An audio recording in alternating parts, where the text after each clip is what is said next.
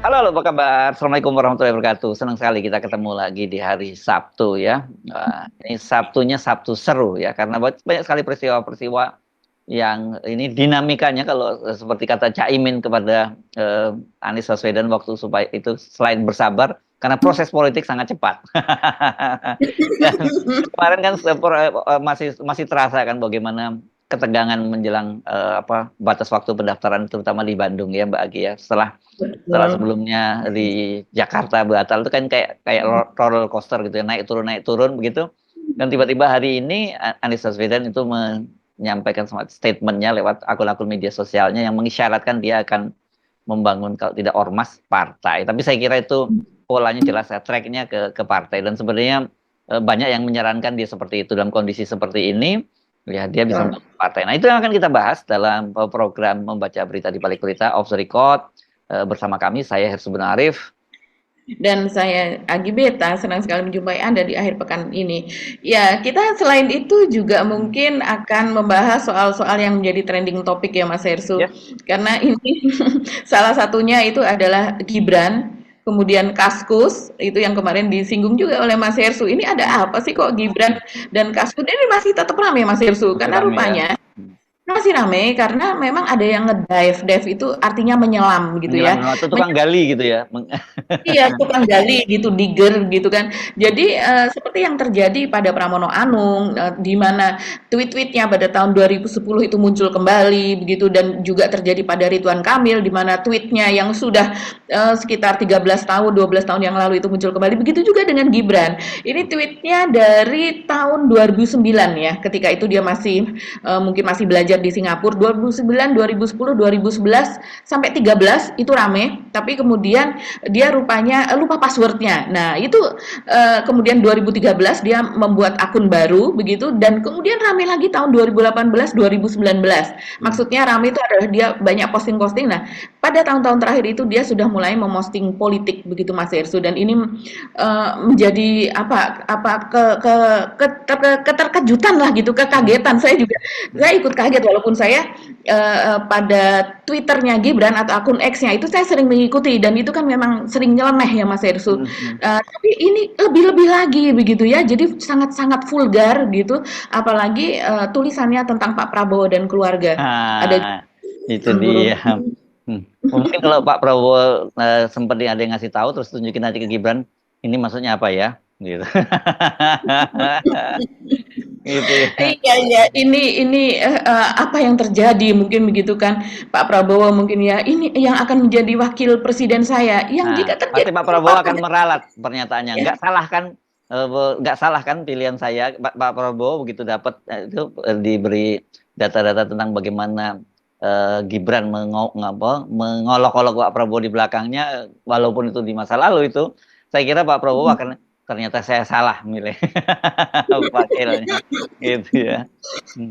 Iya ya, tapi selain itu kita juga akan membahas soal sikap dari MK ya Mas Ersu yang sepertinya tidak MK, tersentuh. MK atau KPK? Maksudnya KPK, Hmm. sikap dari KPK. Hmm. Sikap dari KPK yang sudah jelas begitu, sepertinya tidak akan tersentuh itu kasus private jet dari Ya Kaisang. selama Pak Jokowi masih jadi presiden, saya kira Ya, itu untuk soal saat soal waktu itulah. kan kita tahu lah KPK ini kan cemen ini kan KPK ini kan permainan penguasa aja kan sebenarnya begitu kan, jadi dipakai untuk menghajar lawan-lawan politiknya pemerintah dan tapi melindungi eh, ya orang yang jadi bagian pemerintah apalagi kalau anaknya penguasa kan gitu ya bagi. Iya, betul. Karena kalau dulu dia kan menjadi lembaga independen, bukan di bawah Yes. presiden. Kemudian That's right. berdasarkan revisi Undang-Undang KPK, dia menjadi bagian dari eksekutif di bawah presiden dan Yes. bahkan pegawainya juga diubah menjadi ASN begitu kan. Ya, Nah, ya. ini selain soal itu juga KPK ini kan menantang begitu sepertinya Mas Yesu ya kesannya bahwa eh, untuk kasus Kaisang itu dia tidak bisa di ini karena dia bukan penyelenggara negara jadi tidak Hmm. akan diperiksa karena dia bukan penyelenggara negara dan soal gratifikasi kalau dia merasa bahwa itu ada konflik of interest dipersilakan untuk melapor seperti itu gitu ya. Aduh, kocak banget nih sih.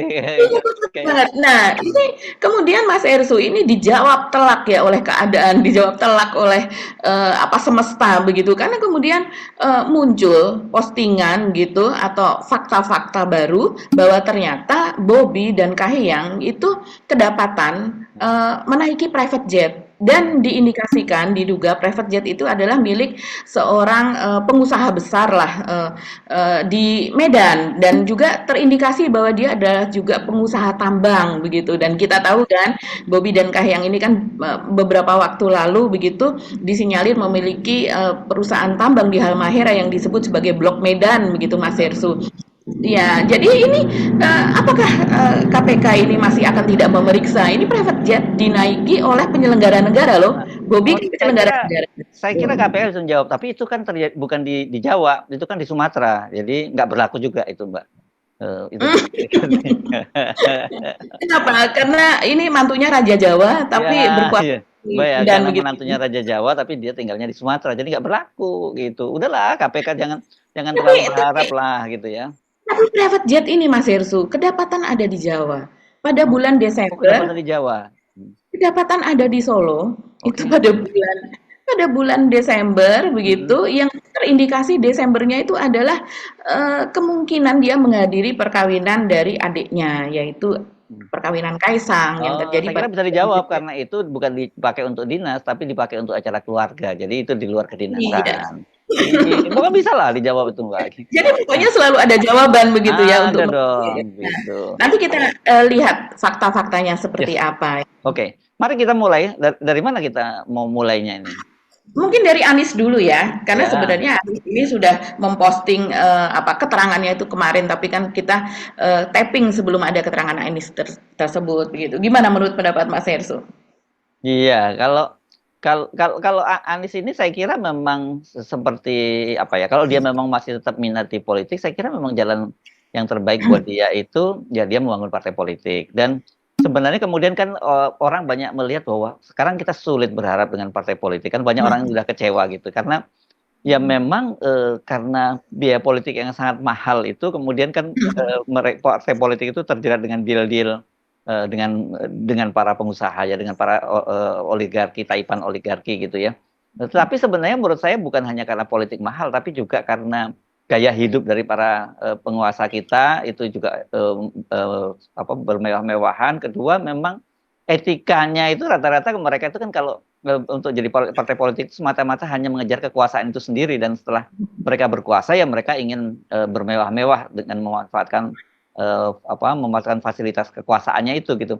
Tapi kan sebenarnya kalau kita ingat ya pada waktu pemilu lalu dengan Anies waktu menjadi calon presiden itu kan dia menghadirkan satu situasi yang selama ini katanya kan udah baku katanya kalau untuk kampanye itu masih pengerahan massa begitu ya itu kan berarti ada money politiknya ada bagi-bagi kaos, ada joget-joget dan kan oleh Anies waktu itu diubah juga ya dan metodenya itu kemudian partisipatoris gitu ya dan kemudian dialog dan anak-anak itu kan datang kalau diselenggarakan di sebuah kafe atau apa mereka mau bayar sendiri kan gitu jadi sebenarnya itu saya kira mungkin itu bisa diadopsi di dalam politik nanti jadi seperti apa lebih partisipatoris begitu ya share-nya dan juga terbukti kan kemarin para pendukung Anies itu bukan orang yang dimobilisasi ya. Saya ingat apa? Project All ya. All Pami Project ya Oh, waktu itu ya.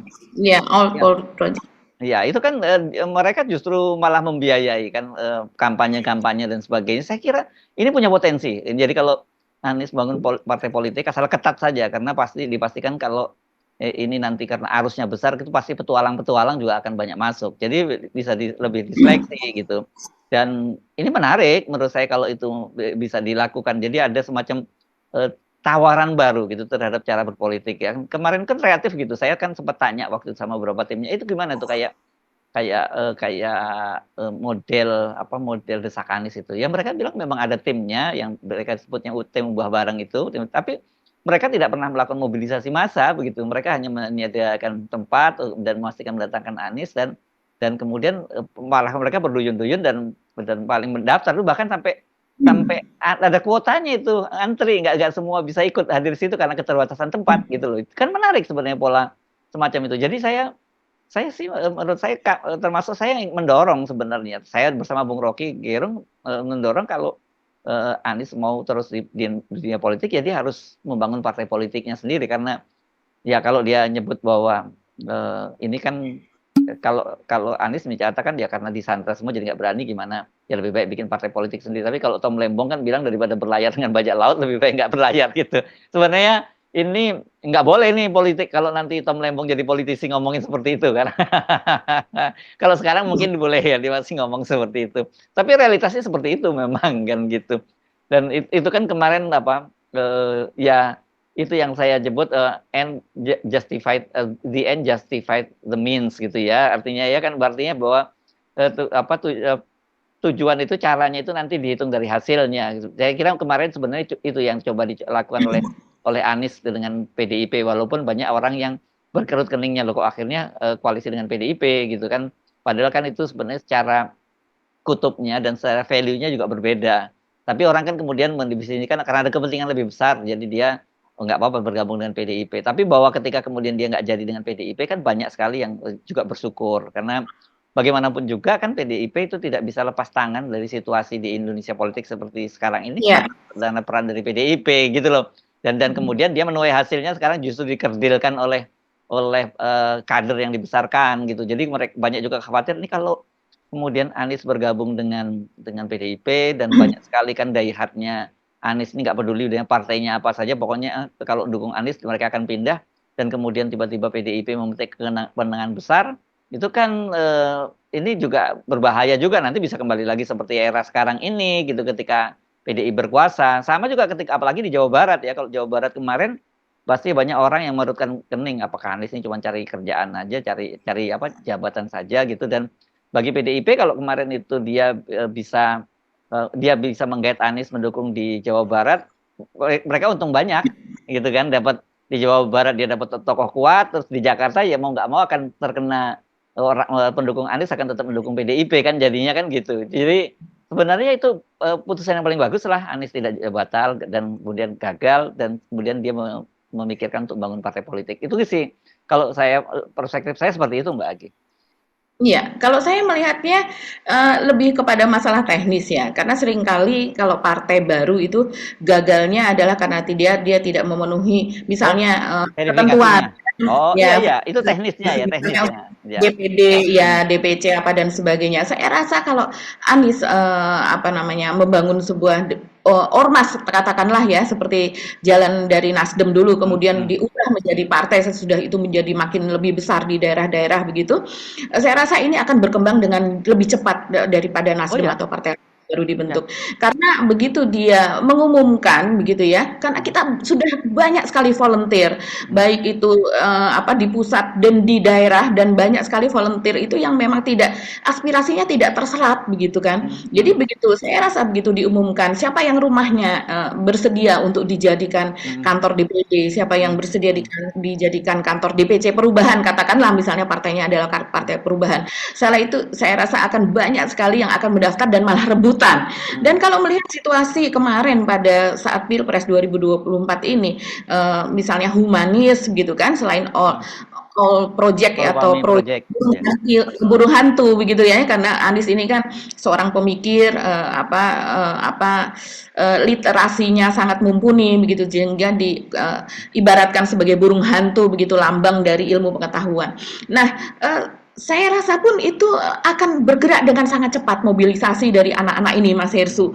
Makanya kemudian tidak heran kalau Golkar pun saat ini dia meminta kepada Suswono ini dalam hal ini untuk pilkada di Jakarta ya, itu Golkar sudah meminta kepada Suswono agar mengajak basis PKS pendukung Anies begitu kan, basis PKS pendukung Anies supaya memilih Ridwan Kamil. Ini sudah menjadi bahan olok-olok Mas Hersu.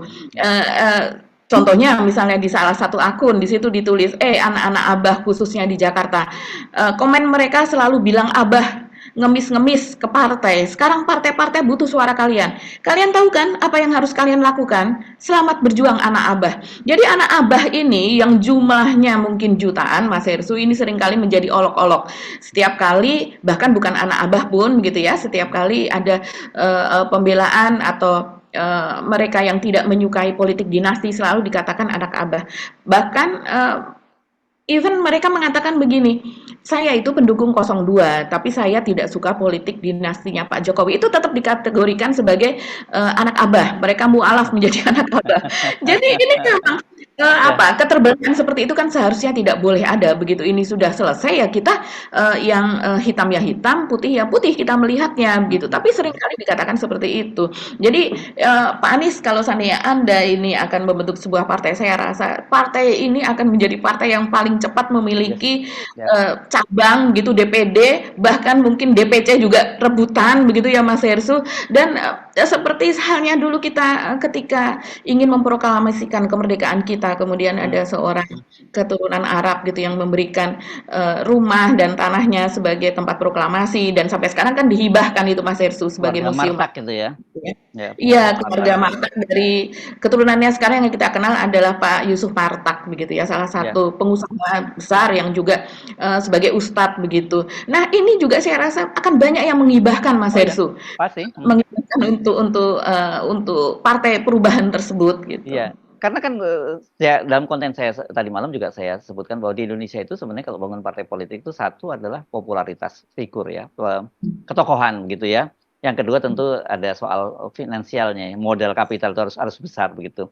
Nah, Anies itu dari sisi figur kuat ya, saya kira mungkin ini, mengingatkan kita pada SBY atau bahkan Prabowo begitu yang punya figur yang kuat gitu dan Anies lebih ke anak muda begitu.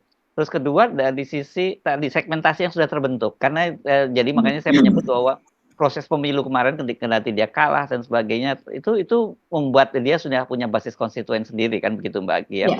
Terus Mhm. berikutnya lagi adalah soal kapital itu bisa dengan voluntary yang bisa dilakukan kan sebenarnya dalam kasus ini dulu di masa dulu itu ada namanya PKS ya kan PKS itu kader-kadernya dulu sangat sangat militan yang disebut Galibu ya gerakan 5.000 gitu kan mereka jadi merambat terus, tapi kan bedanya dia nih partai kader gitu yang tadinya gerakan dakwah, jadi lama sekali prosesnya kan apalagi mereka segmented.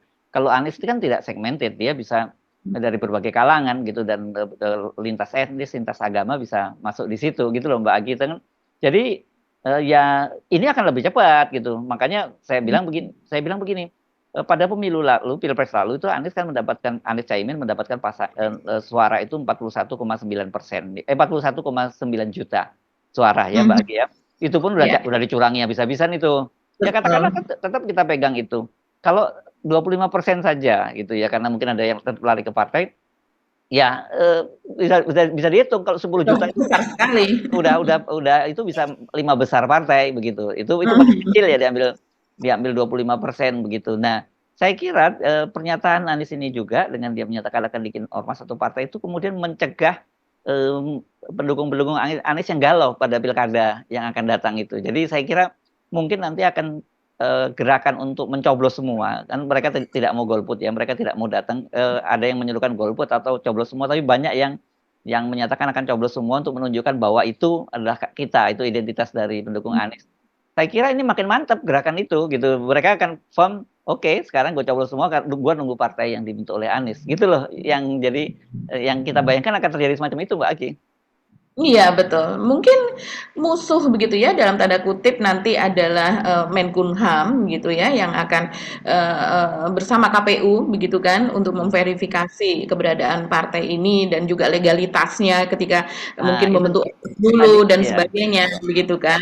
Nah, Ya ya itu yang harus bisa dihadapi di-take nanti. over Mbak, itu ada cara yang sama dengan kayak Perindo. Perindo kan juga tidak melakukan itu, dia bisa mengambil dari partai yang sudah ada. Jadi bisa Ya betul, bisa di-rebranding bisa partai-partai yang mengambil seperti itu. ya, Mhm. partai yang ada kemudian di-rebrand gitu. Ya jadi saya kira enggak, itu bukan bisalah diakali dan saya kira kalau kalau kayak Perindo kan beli gitu ya partainya ya.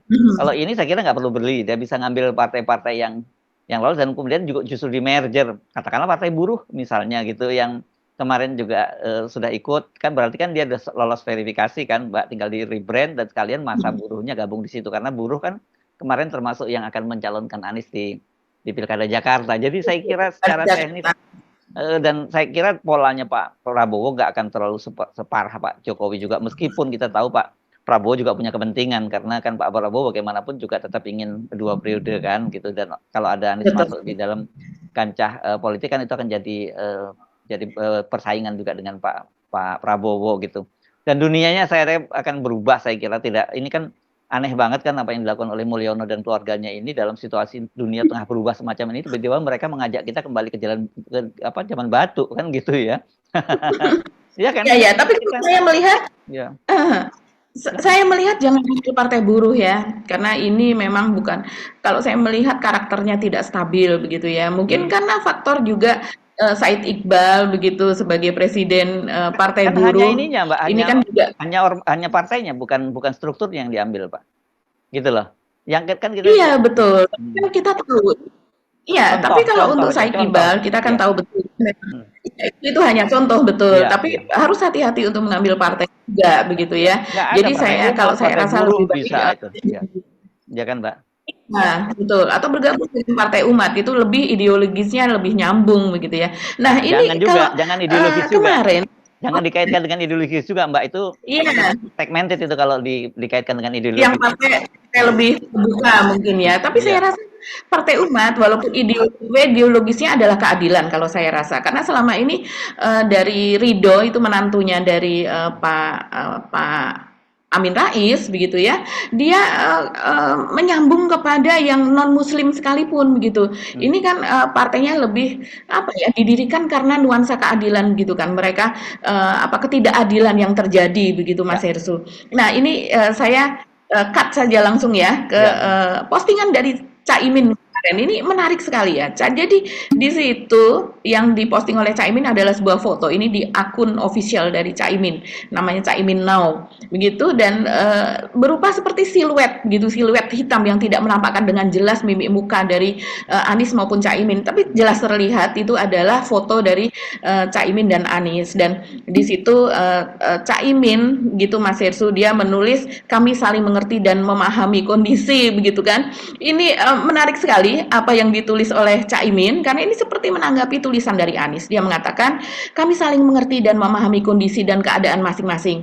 Kami tahu ada kaidah muqaddamun. Semoga Allah meridhoi kita semua dan sebagai latar belakang musiknya itu adalah Yalal Waton." jadi ini iya, ya, karena dia dari NU begitu ya, ya tentu apa namanya nyambung. Tapi apa yang kemudian ditulis oleh para pendukung Caimin itu bikin terharu Mas Hersu, karena mereka seperti memahami ya posisi dari Caimin. Mereka juga mengatakan bahwa ini Caimin sama saja dengan mengakui secara tidak langsung bahwa PKB juga tersandera begitu. Jadi mengkonfirmasi bahwa Anies kan mengatakan bahwa ya usulan dari para pendukung Anies bahwa sebaiknya dia masuk ke partai-partai, tapi dia menjawab bahwa ya sekarang semua partai itu tersandera. Jadi ini seperti semacam konfirmasi dari Caimin gitu postingannya ini. Ada juga yang apa namanya menuliskan benar kata Pak Anies semua partai tersandera. Mudah-mudahan Pak Anies segera dirikan partai politik. Ini sudah banyak yang dukung loh Pak Anies. Semoga ke depan Gus Imin sama Pak Anies bisa berjalan bersama. Mereka dari postingan daripada apa jawaban daripada pendukung Anies ini jarang sekali yang menghujat Caimin untuk soal ini begitu. Mereka justru memberikan penguatan begitu kepada Caimin dengan posisinya yang seperti sekarang, di mana sekarang dia sedang ada di ujung tanduk ya, karena beberapa hari ke depan kemungkinan ini akan ada muktamar ulang atau semacam muktamar tandingan di Jakarta yang akan diinisiasi sebetulnya oleh PBNU begitu. Jadi ya kita melihat ini sahabat-sahabat Anies sebenarnya eh, walaupun tidak berani terang-terangan seperti Caimin gitu, tapi saya rasa yang lain juga banyak yang apa bersikap sama. Nah, sudah ada juga jawaban dari Pak Jokowi ya Mas Hersu, itu ada di Sekretariat Presiden begitu. Dia mengatakan bahwa saya bukan ketua partai. Apa urusannya saya dituding-tuding tak hanya itu menjegal. Nah, ini ditujukan kepada Ono Surono begitu kan. Jawabannya kepada Ono Surono, tapi kalau kita melihat Pak Jokowi ini sudah siapa lagi yang percaya dengan Ya nggak dengan penting lah, jawabannya udah nggak penting ya. Iya, betul gitu. Malah justru semakin orang melihat betapa apa ya, receh gitu ya pernyataan-pernyataan dari presiden karena apa yang tampak di muka begitu tidak sama dengan apa yang tampak di punggung begitu. Jadi betul-betul jawaban yang tidak konsisten antara perbuatan dengan pernyataan. Iya, saya ingin mengomentari tadi kan yang dikatakan oleh Caimin itu kan sebenarnya kaidah fikih itu ya kaidah fikih yang sebenarnya dari situ kita kemudian tahu bagaimana kondisinya kan dia itu kalau Mhm. diterjemahkan dalam bahasa Indonesia kira-kira gimana ya? Menghindari keburukan itu lebih lebih baik daripada mendahulukan melakukan kemaslahatan lah gitu. Jadi artinya dalam kondisi yang dia tahu bersama Anies itu adalah sebuah kemaslahatan, tapi dia menghadapi berbahaya. Jadi yang harus diutamakan itu ya Menyelamatkan. ya jadi menghindari keburukan dulu. Karena apa, keburukannya ya nggak mau di take over partainya. Jadi tadi kan nanti kalau kemudian ngotot seperti itu dan di take over kan nggak bisa apa-apa gitu. Jadi kalau sementara dia menghindari itu, menghindari kemudorotan, keburukan itu dulu, dan kemudian dia bisa menyelamatkan perahu PKB, itu kan nanti ke depan akan jadi bisa bermanfaat. Kira-kira itu kaidah yang diisyaratkan oleh Cak Imin, dan saya kira Anies paham soal itu ya, soal kaidah fikih semacam itu gitu.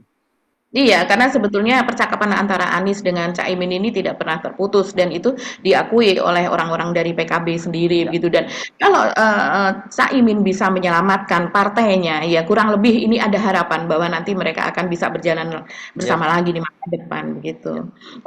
Kita lompat saja ya Mas Hersu ke trending topik ini soal Gibran dan Kaskus. Ini saya jujur aja, saya bingung itu mengikuti fenomena Gibran. Kaskus itu kan ingat saya zaman dulu itu udah zaman batu banget kan. Sekarang orang nggak ada yang main kaskus, kenapa tiba-tiba muncul lagi gitu loh.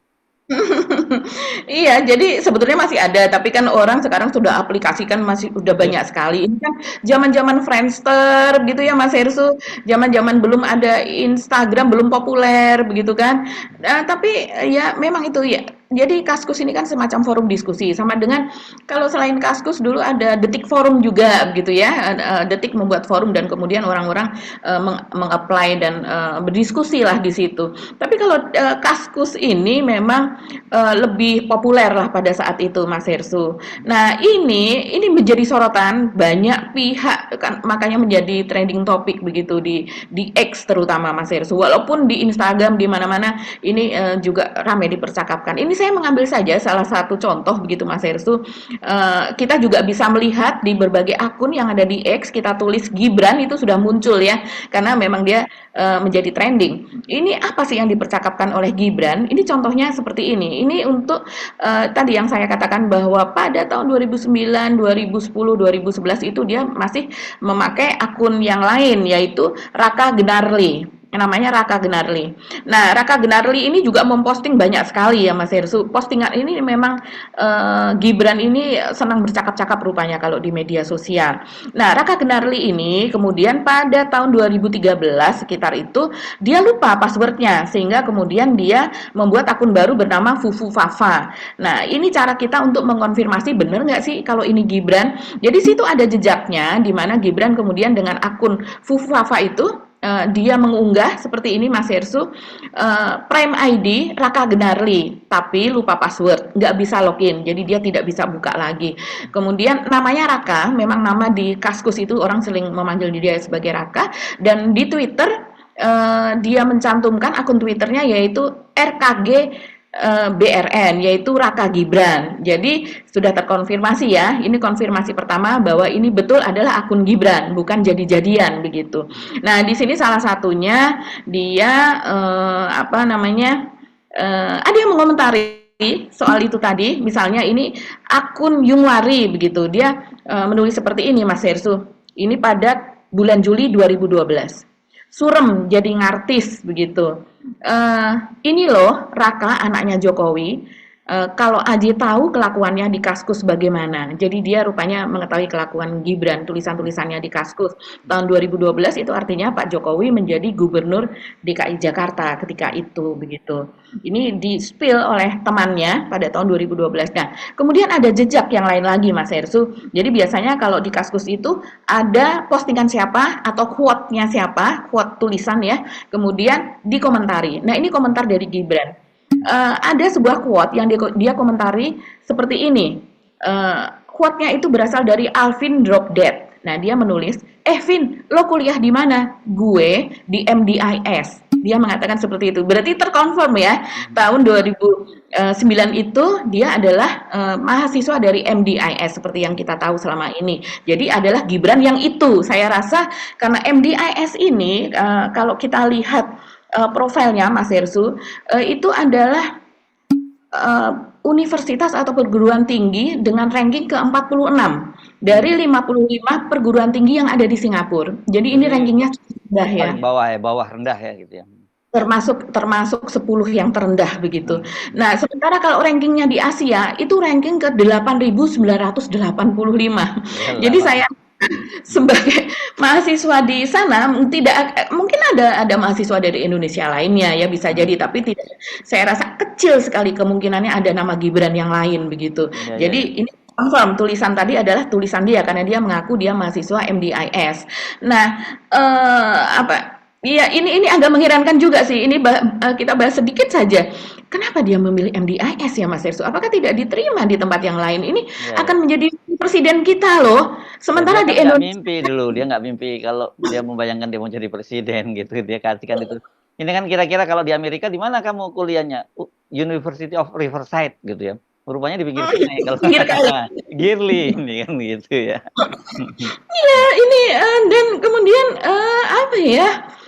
Di Indonesia saja begitu kan peringkatnya itu di apa namanya perguruan-perguruan tinggi yang besar itu kan di bawah 1.000 banyak sekali Yes. untuk seluruh dunia bukan di Asia ya Ya, ya. peringkat untuk seluruh dunia banyak yang apa 100 sekian 200 sekian 500 sekian begitu itu banyak sekali apalagi kalau di Asia kita bisa belasan bisa puluhan begitu Mas Irsu ini di Asia saja 8.900 ini luar biasa pilihan dari Gibran ini.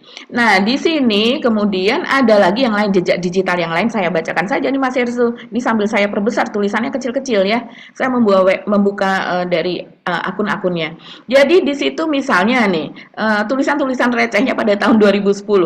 Ada yang menulis Tribun Duduk Festival Berdiri. Itu kan memang kalau di apa namanya Nonton platform konser ya. itu iya ibaratnya dia nonton tapi dia tidak menjelaskan itu hanya menulis saja bahwa Tribun Duduk Festival Berdiri ditanggapi oleh Gibran Tribun sama dengan membosankan festival bisa grepe-grepe begitu jadi Mesum banget ada ini anunya ya di cara ya berpikirnya. kalau saya bayangkan pada tahun itu kalau sekarang dia 39 mau ke 40 begitu ya. Dia mungkin sekitar usia 24 sampai 25 tahun lah ini. Oh, Kalau di berarti udah sini cukup matang ya harusnya usia segitu ya. sangat matang Mas Hersu. Iya usia segitu kan udah kerja kalau di Indonesia karena banyak sekali Mas Hersu anak-anak sekarang itu lulusnya usia 21 menjelang 22, Ya, 22 begitu ya. Kalau agak terhambat ada yang 23 dan usia 25, 24 itu mereka bahkan sudah karirnya cukup matang begitu. yes, banyak. Ada yang jadi asisten manajer apa dan sebagainya begitu. Jadi ini apa agak membingungkan ya. Enggak, kalau saya pengangguran saya ngikut bapak saya terus, saya kan kerja. Kemarin kan di apa itu, di salah satu media itu saya dikatain apa? Anak haram toh, karena nggak pernah ikut kampanye. Enggak, kalian ke Solo, kalian lihat aktivitas saya kayak apa? Orang sibuk, orang punya pekerjaan. Dan ada lagi yang lainnya, ini saya agak cepat saja. Ini ada yang menulis sebuah postingan, mana mungkin cewek genetik unggul mau sama pribumi miskiner tukang kredit. Ini kenapa ya dia menulis seperti ini? Tapi dikomentari sama Gibran ini dengan menyebut nama dari alat vital atau alat kelaminnya sendiri. Yang dia menyebut lebih gede bray gitu. Aduh, luar biasa ini. Ini calon apa calon presiden. Orang lagi sekarang mungkin lagi ngenes banget mikirnya, kok orang yang begini bisa dipilih jadi wakil presiden gitu ya. Calon wakil presiden yang kalau terjadi sesuatu dengan Pak Prabowo dia akan menjadi presiden kan.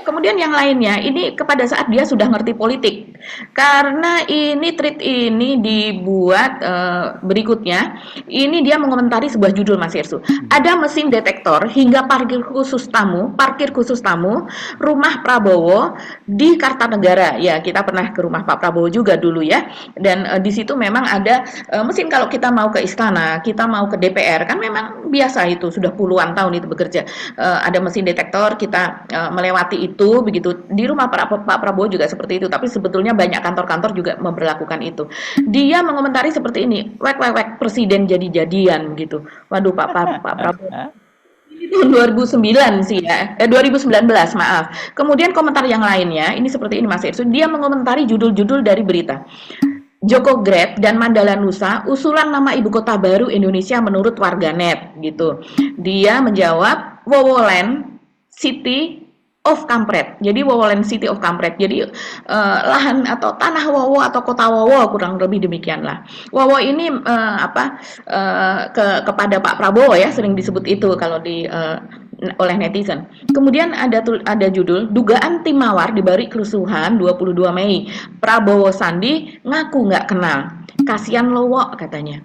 Kesaksian Tajudin yang disuruh Kiflan, ini adalah Pak Kiflan Zen, tembak Luhut Wiranto BG Goris. Dia menulis lagi, mampus Lowo. Aduh, luar biasa. Real count 84%, ini 13 provinsi yang dimenangi Prabowo. Komentarnya adalah provinsi terbelakang. Jadi ya, siapa yang tidak provinsi yang pada tahun 2019 lalu provinsinya menang memilih Pak Prabowo itu disebut sebagai provinsi terbelakang. Dan ada lagi yang lainnya Mas Hersu, Prabowo bikin surat wasiat kalau terjadi apa-apa terhadap saya. Itu yang dibuat di Sahid ketika itu dia menyatakan itu. Ya, kata Gibran wek-wek depresi katanya. Jadi dia dalam keadaan depresi membuat surat wasiat. Ada lagi judul guru ngaji ini melecehkan 20 gadis dan dikomentari oleh Gibran pasti pendukung Prabowo. Luar biasa. Pasti pendukung. Lagi. Situng KPU 50%. Begini peta suara Jokowi versus Prabowo di 34 provinsi. Kalah Lowo. Dan memang Pak Prabowo kalah ketika itu.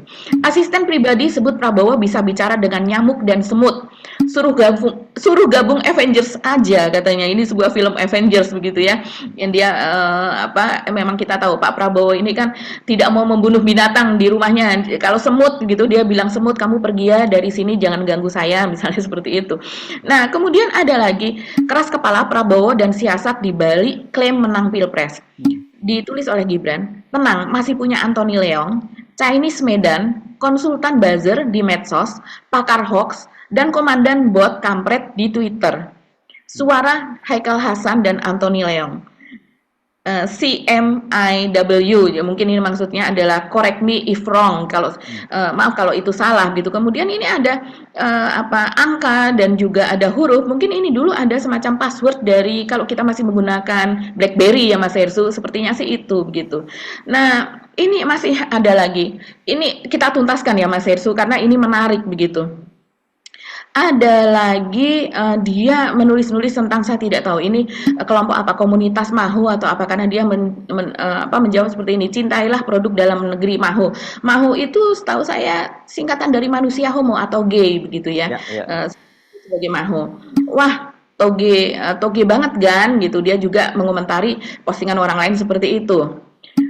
Banyak Mahu di tweet ini katanya. Kemudian ada yang bisa saya bantu, itu jawabannya ketika ada yang menulis minta Raka Piera lah paling disuruh ini nggak layak jorok gitu ya, kasihan. Nah, mengomentari ada foto dari jadi di Kaskus ada foto dari anak dari Pak Prabowo gitu, Mas Didit itu, dan kemudian oleh Fufu Fafa alias Gibran dikomentari kasihan capres yang anaknya fashion designer homo katanya seperti itu. Ada lagi juga komentar dari Fufu Fafa ini, istri cerai anak homo terus mau lebaran sama siapa. Memang saya dalam percakapan offline sering ada saya mendengar seperti itu pada orang-orang tertentu ya seringnya memang orang yang sinis begitulah kepada keadaan situasi keluarga dari Pak Prabowo. Tapi ketika ini dituliskan di medsos yang begitu sangat terbuka, siapapun bisa membaca dan ini ditulis oleh seorang anak presiden, sangat-sangat tidak layak loh Mas Hersu. Benar-benar bisa menempatkan dirinya dan tidak sepadan dengan usianya. Kalau ini 2019-2018 itu kan usianya sudah lebih matang lagi begitu. Sudah 5 tahun yang lalu atau 6 tahun yang lalu mungkin berarti sekitar usia 33-34. Tidak layak banget kalau dia tidak tahu situasi ini.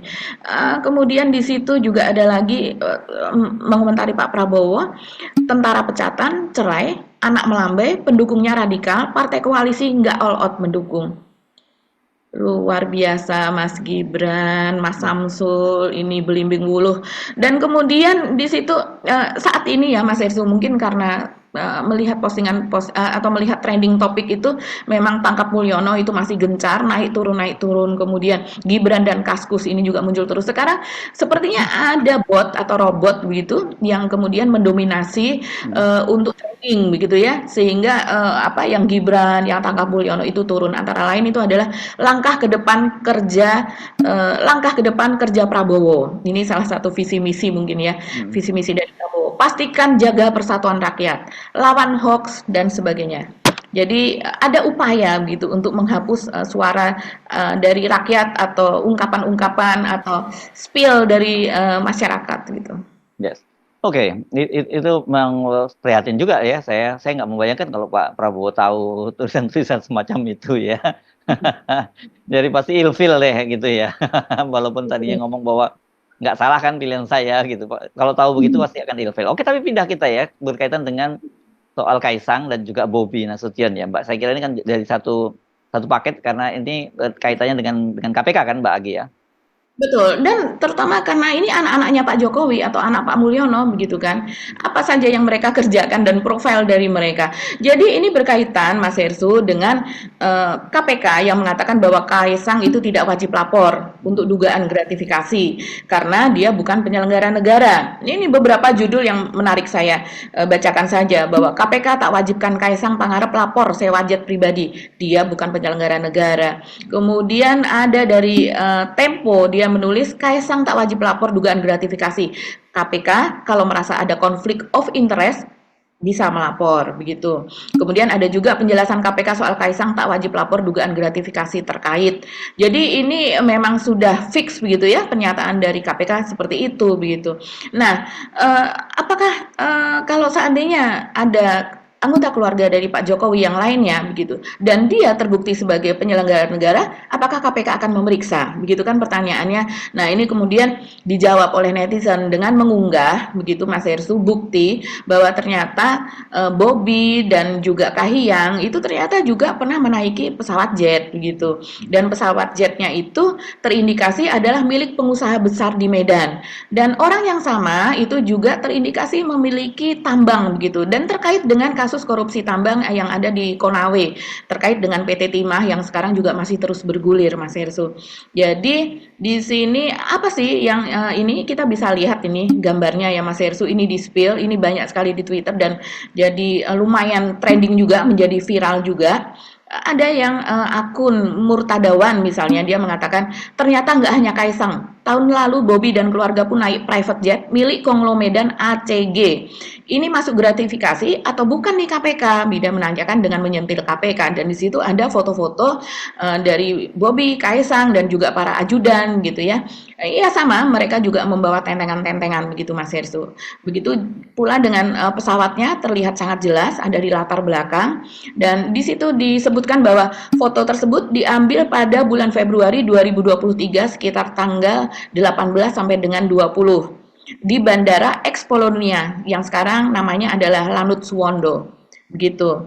Nah, kemudian gara-gara unggahan itu ada netizen lain yang kemudian juga ikut men-spill gitu, ikut mengungkap fakta yang lain. Dia menyebutkan bahwa pernah tertangkap kamera di Bandara Solo pada tanggal 11 Desember 2022. Ini dituliskan oleh akun Yosi. Nah, di situ juga ada gambarnya Mas Hersu dan juga data flight-nya begitu ya. Nah, kemudian dijawab lagi oleh Murtadawan, Desember 2022 itu kalau nggak salah pernikahannya Kaisang. Jadi rupanya mereka dari Medan menaiki, dugaannya menaiki pesawat tersebut ya, private jet tersebut untuk menghadiri pernikahan dari adiknya. Nah, di sini kemudian ada Alvin Lee, ini pengamat penerbangan, ini menarik. Kemudian dia melengkapi fotonya beserta dengan data-datanya. Jadi data-data dari private jet tersebut, seperti yang misalnya aircraft Embraer Legacy 650. Ini namanya mungkin ya. Embraer Kemudian itu jenis pesawat itu ya. jenis Itu pesawatnya. ya atau merek ya produk pesawat itu kan Embraer kalau nggak salah di Brazil itu ya.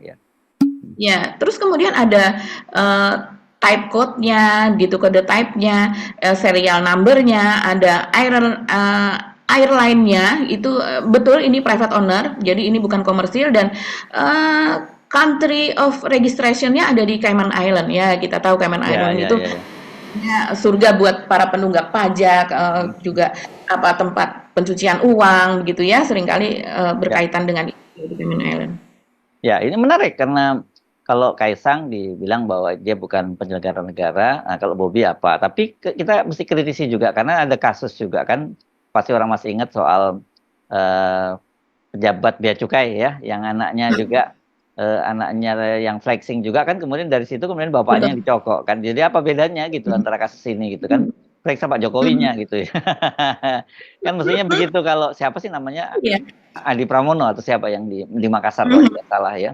Itu kan juga Iya. kasusnya dimulai dari anaknya yang flexing kan segala macam gitu, kemudian Betul. ditelusuri gitu. Jadi ya memang seperti saya sebut tadi ya nggak usah berharap terlalu banyak lah dari KPK. Tapi kan ini zaman peralihan, saya kira jangan terus saja dilakukan penelusuran semacam itu. Nanti saya kira akan berguna untuk tahun-tahun mendatang ketika rezim sudah berganti. Gitu.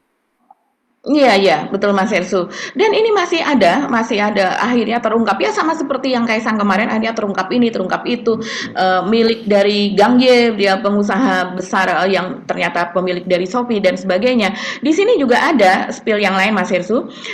Menurut si Murtadawan ini dia mengatakan bahwa dapat info kalau ada orang kepercayaannya BN, ini Bobi Nasution ya, dititip sebagai komisaris di ACG, inisialnya AJP.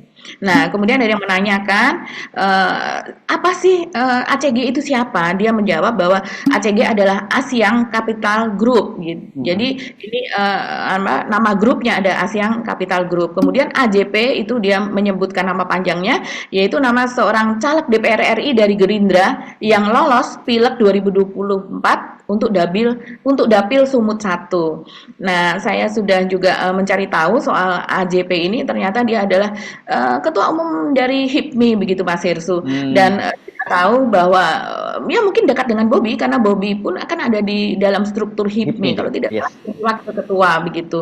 Jadi untuk HIPMI Medan gitu ya. Nah, kemudian di situ juga disebutkan untuk yang Asyang Capital Group itu tadi Mas Hirsu, namanya juga masuk ke dalam grafik konsorsium 303 yang pernah viral sebagai untuk judul yang pernah viral sebagai kelompok Medan, yaitu bos-bos judul yang setoran ke oknum petinggi Polri, salah satunya Apin BK. Jadi ini si Asyang ini adalah teman dari Apin BK yang ditangkap di Malaysia pada pertengahan Oktober 2022. Nah, kemudian disebutkan juga di situ ada beritanya Mas Hersu. Jadi Asyang atau Rusli Ali nama aslinya ini adalah konglomerat dari Medan, pemilik Capital Building, yaitu bagian dari Capital Group itu tadi. Ada sebuah berita dari Liputan 6. Nah, ini lebih jelas lagi. Jadi sempat ramai di media sosial nama Kabareskrim Komjen Agus Andrianto. Ini rupanya bersangkutan dengan kasus sekitar 2 tahun lalu ya Mas, kasus Sambo itu begitu, di mana kemudian setelah kasus Sambo terkuak, kemudian konsorsium 303 terkuak dan sebagainya begitu. Dan Direktur Tindak Pidana Umum Dirtipidum Bareskrim Brigjen Andi Rian Jayadi dalam grafik konsorsium 303. Nama Kabareskrim Polri diduga menerima setoran dari bos judi online kelompok Medan, yaitu Apin BK dan Asyang alias Rusli Ali. Nah, itu adalah pemilik dari pesawat jet tadi yang ditumpangi oleh Bobi. Dugaannya demikian. Apin sendiri ditangkap di Malaysia, terus kemudian Apin BK diperiksa di Bareskrim Polri begitu. Jadi ini memang dari Asyang itu tadi juga Mas Hersu atau ACG-nya, kalau kita melihat ke belakang sekitar 1 tahun belakangan ini adalah nama juga yang terkait dengan dugaan korupsi dari izin usaha tambang yang berkaitan dengan PT Timah. Dan ini ada sekitar berapa ya? Sudah banyak yang sebetulnya sudah pidana begitu. Nah, tapi si ACG atau Asyang ini sampai sekarang ini belum tersentuh gitu. Yes, oke. Tapi nggak apa-apa ya kalau toh sekarang misalnya para netizen buka-buka dan kemudian nggak ada tindak lanjut apapun oleh KPK, tapi tetap saja berguna itu data-data dikumpulkan ya. Yes. Iya, karena kalau tidak berlaku sekarang, ini kan bisa diperiksa sesudah Pak Jokowi nanti mundur begitu ya. Dan kalau nggak juga katanya sampai kapan pun bisa ditagih di akhirat kok, gitu kan. Banyak kan netizen ngomongnya begitu ya, kalau nggak bisa di dunia gue kejar sampai akhirat gitu. Nggak taunya nanti sama-sama Aduh, ternyata di akhirat biasa. sama-sama di nerakanya, repot juga kita. Ya. Aduh, luar biasa. Ini baru saya rasa ini baru permukaan gunung es gitu ya yang Yes. diungkap oleh netizen gitu. Oke, Hmm. Mbak Agi, jangan terlalu lama ini akhir pekan kita ajak ngobrol para Ya. ya, ketemu lagi kita insya Allah di hari Senin. Kami mohon pamit. Saya Aris Buno Arif. Dan saya Agi Beta, terima kasih atas perhatian Anda. Selamat ber-weekend ria bersama keluarga. Ya. Wassalamualaikum warahmatullahi Waalaikumsalam wabarakatuh. warahmatullahi wabarakatuh.